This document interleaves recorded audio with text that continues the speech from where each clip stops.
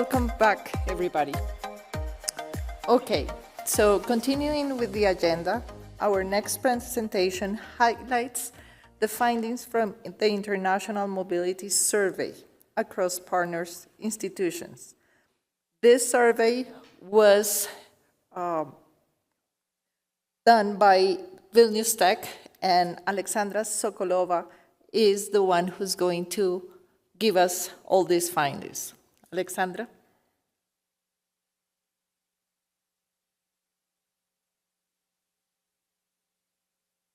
Hello, everyone. I hope you hear me well. And I'm really honored to be here today to present the results of a survey, what was completed by two colleagues of our university, two researchers. And you can see the names of theirs here. It's Indra Lapinskaita. She is a director and a researcher of the Institute of Dynamic Management, and also Victoria Stasitytė. She is a researcher at the same Institute of Dynamic Management. And why this specific survey is so important and was so important for IMAT project, specifically in the development stage of the project, because we needed some information that would feed the planning of our project activities. And as it was mentioned in keynote speech by Professor Stalivieri, that she brought more questions than answers. So we hope to bring a few answers, or at least ideas on what is behind the scene and what is the realities of the international mobility in the Latin America partner universities in Colombia, Peru, and Brazil, and what are the barriers and also opportunities out there for both academic and administrative staff of universities and for students. And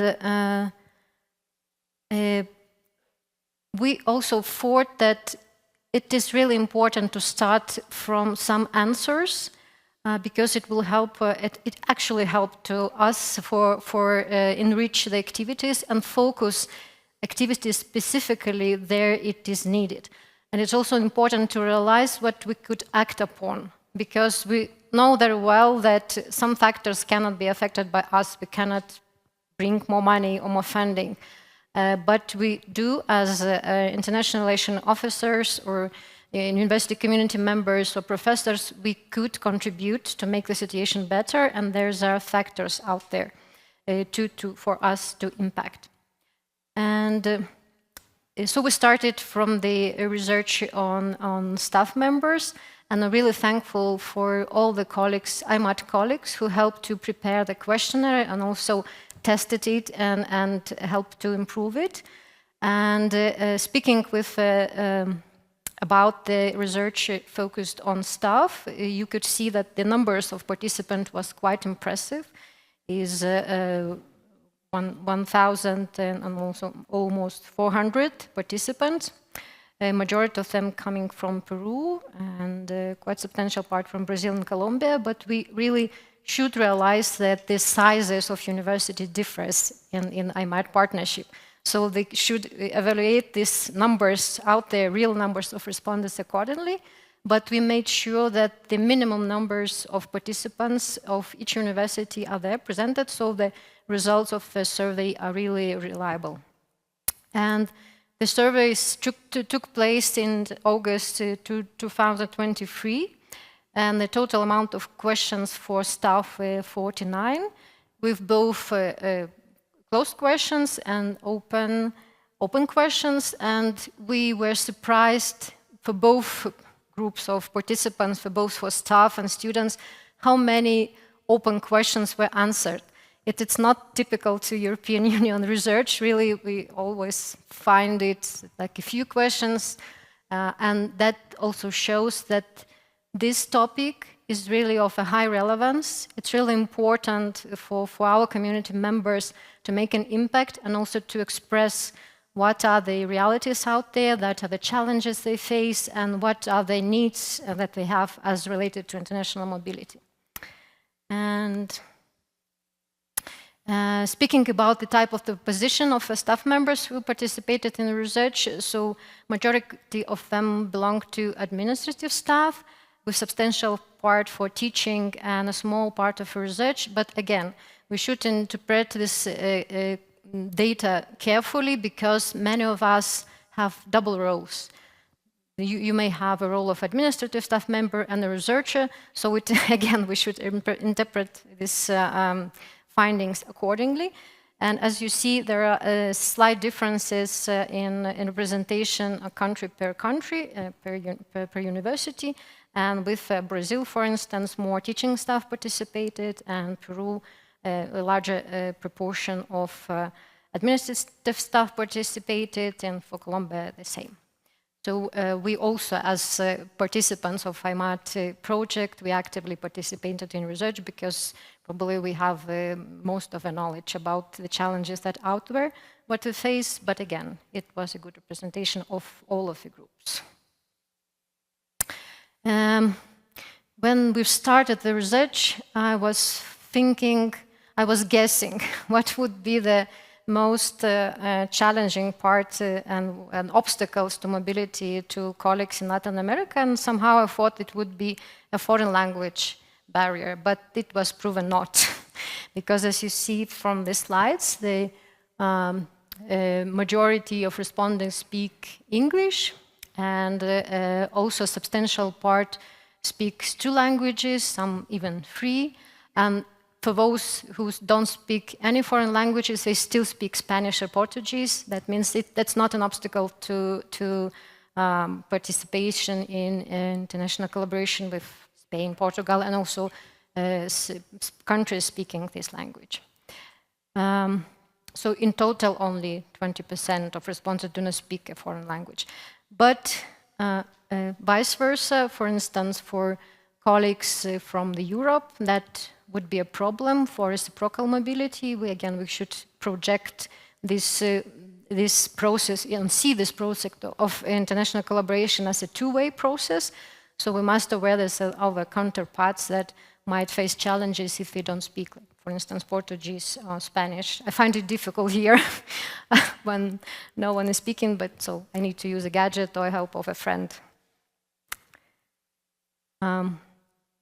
With the mobility rates, we all know that majority of our staff members have never been to mobility.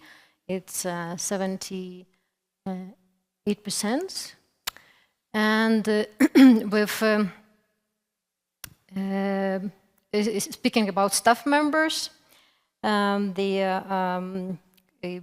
naturally administrative staff members are less more mobile than researchers and teaching staff members. And there are quite differences in mobility rates by country. Again, it's different dynamics. What is the obstacle? But with rates by country of mobility, there are, of course, naturally, most of them have never been to mobility, but some with once or 2 to 4 times, which is, again, a reality that really could be deducted from our day-to-day lives. Number 1 country for mobility, as you can see, is Spain. And in 2023, it was the United States of America, Germany, Portugal, and France are the top 5 countries for mobility. And probably thinking of the geopolitical reality of nowadays, the picture in 2025 would be different. I'm really curious how it would look nowadays with what happened in recent years with the policy making and with the United States of America. But it opens another opportunity for us. For instance, for European countries, we also see that we could use this opportunity to intensify the collaboration with our counterparts in Latin America. And what is also important to see from the destination, the countries for international mobility, that it is diversity. It is the mobility within the region of Latin America and also outside of the region in other continents, in South America, in Europe, and in Asia. What motivates staff the most? We also see that naturally we are, as members of university, we are motivated by the financial incentives, but what we find the most important is the positive feedback from colleagues. It's really important for us, the recognition of colleagues, the opportunity to be seen and to know that the activities what we do during the international mobility are valued both by our teams, by our management, by our community, and also recognized. And of course, naturally, there's a professional reasons to share the good practices, to learn from the good practices abroad. And it's very much important to make new contacts. This is the added value of mobility that brings to us. And speaking about the barriers to mobility, this research findings shows that naturally it was a good guess that funding would be one of the major obstacles, but also accommodation come at a second place. It's a reason, again, I don't know if I could call it a crisis, but in many countries we really find it difficult to offer accommodation opportunities, or it might be too expensive for our guests. So it came up as one of the reasons. But as you also see the last line here, some staff members, substantial staff members had no problems with mobility. If it's out there, yeah, something could be, solution could be found, and yeah, it could go well. Other challenges that were mentioned include workload at the university, and it applies mostly for teaching staff. If they teach, they find it difficult to leave for longer period of time, and in many cases, even for 1 week, it's a challenge because they have to find the substitute who would teach during that period. And sometimes there's an overlap of the teaching times in terms of when the semester starts, and also there might be an issue of a competition for the funding between the colleagues, which makes tension, and also, for instance, return during the certain time, or the offer for mobility comes up of the most intensive time of the year, and it could seem enticing, but not possible, again, to participate in mobility. And speaking about the mobility results and recognitions, it's highly important, again, for staff members to build a professional network, to share the knowledge, also to get the knowledge from the colleague, and to learn from good practices, and also to improve the subject, for instance, that they teach. And the most common reason to go for mobility, to do research, to learn from best practices, and also participate in conferences. As regards the recognition of mobility experience, easiest way to recognize is the training period. Personal recognition, probably it's for professional development in some universities, if they have the rules in place, if it's recognized, this period as important to the professional development. But in many cases, it also made no difference. But this is the situation that is common to also European universities. We also almost ask in our mobility programs what are the way we recognize it, and sadly we cannot say that it's a system out there in place to really recognize it in practical way. And the most reasons for obstacles for staff mobility, for those who have never been in mobility, they perceive it as financial barriers and professional barriers. As, for instance, I could cite that some feel uncertain if they will still maintain the employment after they return from the mobility period. Probably they're speaking about the longer period, for instance, like training. And the application deadlines were not meeting the timeline that this staff have. But really, as this figure show, that the staff members are really looking forward and they're willing to go for mobility. But the uncertainty out there is really indicated that maybe a lack of information or really some worries, unanswered questions that the staff has before they start the mobility.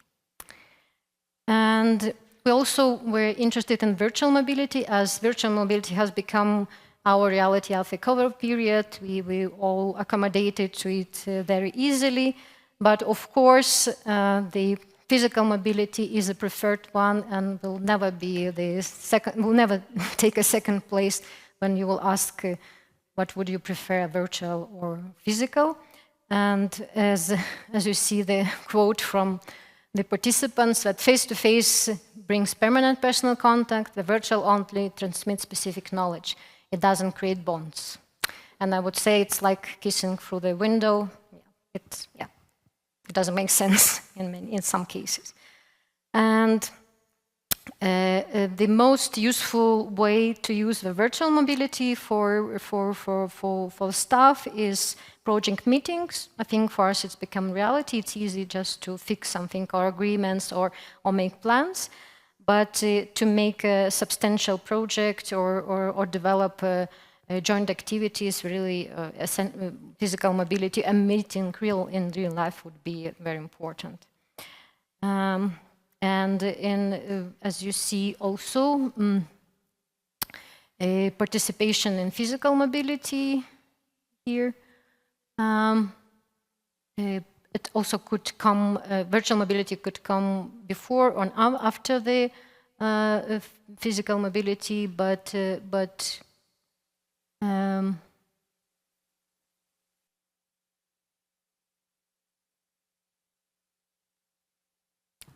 forgotten what I was saying.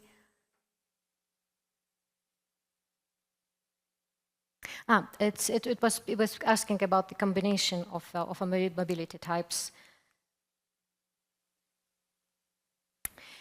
Communication with colleagues abroad. There are different trends that our data showed. Is what comes first, whether or intensity of the communication with partners. But in reality, it's mostly once per year or several times per year, and colleagues tend to communicate via social skills or emails, as the physical mobility opportunities are really rare. And it's really important to see how much the international mobility are intensified by the joint development of a joint project. See here. Yeah, what we could see from the results, what are the positive trends, that the country where mobility takes place is really diverse, and participation in international mobility brings really great satisfaction to our staff members. And there's a great indication of a tolerance and a tolerance growing with the international experience of our staff. The issues that we still have is lack of information, accurate information. Administrative staff feels that they really have less opportunities as compared to researchers and teachers, and also the financial barriers. And for the future insights, what we had as a result of research, it's we need to provide more structural information for our community members, and we need to think of the framework in place to make sure that we could deal for teachers with we could help to deal with the teachers with their workload and increase international communication. So conclusions comes as such for the group of staff. So language is not a barrier for international mobility within the Latin America countries that participated in IMAT projects. Absolute majority of participants were really satisfied with the international mobility experience and would recommend, almost all of them would recommend it for a colleague. But the key issues that are still remaining, again, it's information, inadequacy in some calls for mobility in terms of timing, and also in specific areas, it's really rare that mobility could happen. And there are less opportunities for administrative staff, funding issues, lack of recognitions of mobility, and in some cases, it's lack of a proper cooperation. But what are the solutions? Again, I've started from the idea that having the results, we really could act upon it, and actually the IMAT colleagues really had it in mind while planning numbers of activities, what took place during the implementation of a project. So what we need is focus on quality, content, and format of information, what we have, both internal and external, on international mobility opportunities, and it has to be timely, targeted.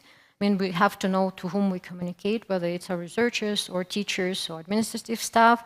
It has to be accurate, and it has to come in very engaging formats and channels. And as it will be presented later on within this conference, it's amazing results what we had and formats what were offered by our IMAT colleagues at universities, workshops, seminars, international days, also that took place, gatherings, and really it helped to not only attract the attention, but also to provide information that is much needed for our colleagues. And what would help is creating the tools. And again, the IMAT had an aim and also created the IMOP application. That was an idea to provide the information on mobility in unified formats. But of course, out there might be other platforms to get that information. And we always could be better with communication, collaboration between ourselves, providing of timely information. Also, sometimes it's a last minute offer, but we should be able to take it and also to spread the knowledge to the colleagues for them to be able to participate in international mobility. And that would be important is to deconstruct the professional barriers, which is related to these workload issues. And there are some examples of good practices of universities that it was agreed with the management that it's a certain procedure and how the professor, for instance, could be substituted by other colleagues, or organization of one-to-one exchange. So when professor is abroad to partner universities, the professor of an university comes to the university. Yeah, it's best case scenario, but sometimes it's really possible. And again, pay attention to this opportunity to administrative staff. In some cases, it's just a lack of information. They do have this opportunity, but they are not aware of that.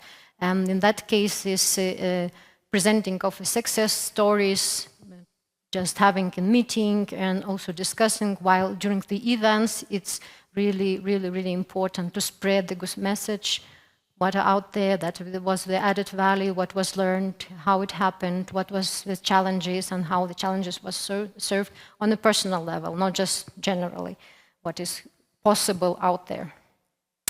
And again, of the high importance is the bringing the positive feedbacks of a participant from international mobility. And after listening of the keynote presentation, probably we should bring also the topic of a bad experience. If it was bad, again, what was the solution? Maybe colleagues who would go next year would avoid that, knowing that there's might be a challenge or some important thing to be aware of. And speaking about language, as it was found out, language is not the issue, but as I said before, it could be issue for my colleagues from the counterparts from abroad. Now, coming to the second part of the presentation, it was the group of students. Again, the number was really impressive. Almost 4,000 students participated in the survey. and mostly from Peru, but also from Brazil and Colombia. Again, we made sure that each university, each university is well represented. And the students had a little bit less questions, like 43 questions. Again, some of them were regular questions with a scale, but a lot of the open questions. And we really received a lot of the information out of the open questions. And they're very thought-provoking. But we also, outside of the 3 Latin America countries that participated in IMAT project, we also have participants from other Latin America countries like Bolivia, Chile, Ecuador, Venezuela, Nicaragua, Mexico. And but we know that the respondents were mostly young students, 19 and younger, or belong to 20-24 age group, probably bachelor's degree, but we also had a master's degree students, and there was quite a good distribution by gender in our respondents. The only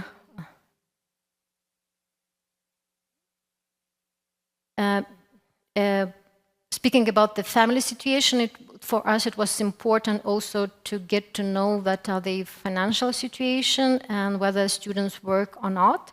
So 2/3 of the students are not working, like 33% works, but it's slightly different for the countries. In Brazil, the percentage was more or less the same. For Colombia and for Peru, the majority were not working. And the majority of students still live with a family, and that means that they depend on the family, and only 16 identified themselves as independent financially. And the majority of them reported that the family income is average. Out of all of these 4,000 students, only 4 were currently in mobility, and 96 were at the home university. Yeah, it's also, what's not surprisingly, the percentage of them who had actually mobility experience. But sadly, 30% of them are not considering the mobility in the future. Probably they have their own concerns, fears, or worries. I'm not sure that they could go. And the reality is that probably they won't, because the percentage of the students that could be supported on mobility, that is a reality. But they also 62% would consider that opportunity if in future, if there are other factors that would be positive or optimistic. So we divided the students into 2 groups. The one who had no mobility experience. So first we would discuss what are the barriers for them. So first place, number 1, is financial administrative barriers. Financial, that even if they get scholarship, that might not be enough to sustain themselves in a foreign country. That are the perception, what they think about. Maybe it's not reality, but that's their perception. And also in terms of academic and administrative barriers, there might be differences in credits, in programs, in the way that the study process is organized, and also it's worrying for them. And for personal reasons, some of them feel that they are not that fluent in foreign languages, and maybe they lack skills in intercultural communication. There are several concerns. We try to also see if there's differences in perceived barriers for students without mobility experience among the different countries, but they were not really quite big differences among other personal reasons, financial, administrative, or mobility program as reasons. Maybe only a slight difference is like for financial, is a little bit higher for students from Peru, but that wasn't an essential differences between the countries. So the most important reason in each group of barriers was personal and sufficient skills in foreign languages, work responsibilities. If 1/3 of students are working, they really are worrying that they will lose their job, and again, they will be difficulties to reintegrate after the mobility period, financial administrative barriers, lack of additional financial resources, differences in educational systems, problems with recognition, for instance, mentioned by Colombian students and for Peru and Brazil, and they saw that it's a poor offer in study programs, but at least that's what was reported in this survey. And as a mobility program as a barrier, also there's a really high competition to get a scholarship, and again, the issues with accommodations comes as a real barrier to mobility. What motivates students who has no mobility experience? It's to learn about different educational systems. They are curious to learn about it, to go abroad, and they would love to receive this financial aid to do that. And also they would love to learn better foreign languages and to get experience of being exposed to different cultures. For students, another group who already had the mobility experience, the most common way of mobility studies, and most bachelor's degrees mostly go for mobility, and majority of them spend a semester abroad. But some really substantial part go for a longer period, like a year. And the number one country again was Spain, but the other 5, except for Colombia, probably they are the same as for staff members. And that there were also a number of other countries as a travel destination, and it also depends on the partnership that partner universities established all over the world. What motivates the students that already had the mobility experience? So probably the sequence are different. So for those who haven't, they are curious about the educational system, but those who have, they already value that it's personal reasons. And personal in terms that they build their network, they get new contacts, they are more confident, they get new skills, and this is of a highest importance. And also the second place would be the learning from different educational systems, and financial reasons comes as on first place. And barriers are the same, funding and accommodation, the major barriers, but there were slight differences in barriers among the countries. For instance, differences, Colombian students mentioned that there were difficulties in finding the study programs that matches their own. For students from Peru, it was visa issues, residence permits, and some administrative issues with processing the application for mobility. And also for students from Brazil, it was visa issues, residence permit, and special needs, but in sense of availability of health services and social support at the host university. And the students were also asked about the attitudes toward intercultural communication, and naturally they were very positive about it. And in the same way as staff members, they would prioritize physical mobility, of course, although with a widespread opportunity of course offered by university, they feel confident with virtual mobility. And they know, and they also confirm that physical mobility is good for interpersonal connections, for cultural immersion, and also it's highly motivational. But it's costly, and it's highly competitive to get to that mobility.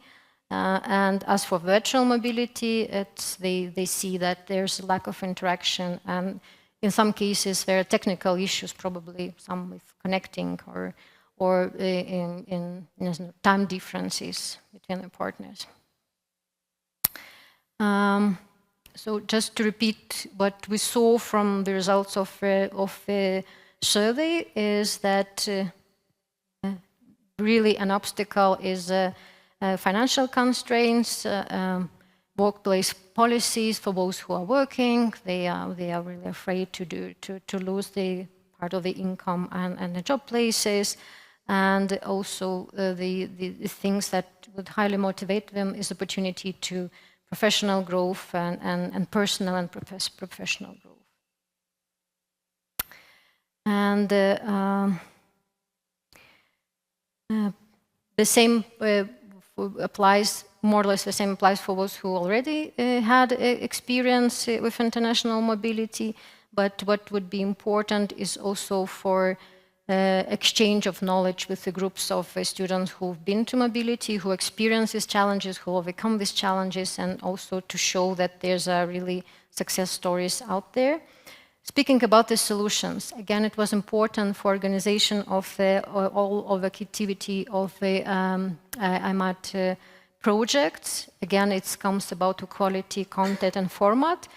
But speaking about the students, it would be important to provide this information about the international opportunity in unified format, in more generic approach. I mean by presenting the requirements of international studies, for instance, abroad, study programs, what are essential differences and non-essential differences in systems, and thinking about the accommodation offer already, because it would be an obstacle if there will be none available.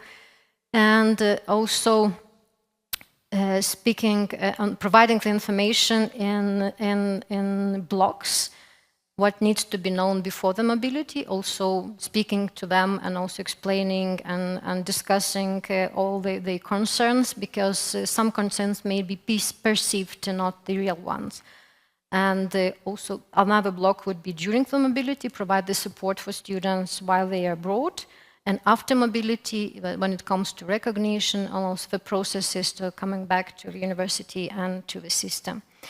And then funding opportunities, because again, from success stories, there might be cases that the company contributes and adds to the scholarship that students receive, or agreeing with the company that they make sure that the workplace will be kept after mobility.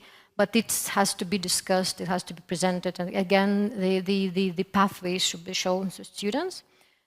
Solution is the tools what we also, an example would be the tool that we created here in IMAT project, IMOP, and better communication between the colleagues, IRA colleagues, again, presenting the opportunities in a clear way, in the right time. And also it could help, as you could see from the destinations, that the similar paths of destinations which is more popular between staff members and students, and some mobilities could be combined. And for instance, staff members who have regular contacts and good contacts at the partner university could help with the students' mobility, with explaining the particularities or presenting the universities, or making meaningful helping to make meaningful contacts at the partner university. And speaking about the working students, it would be naturally prioritizing their short-term mobility or virtual mobility, so they wouldn't lose the opportunity at university or wouldn't lose their jobs. Thank you for your attention, and I would welcome any questions that you might have.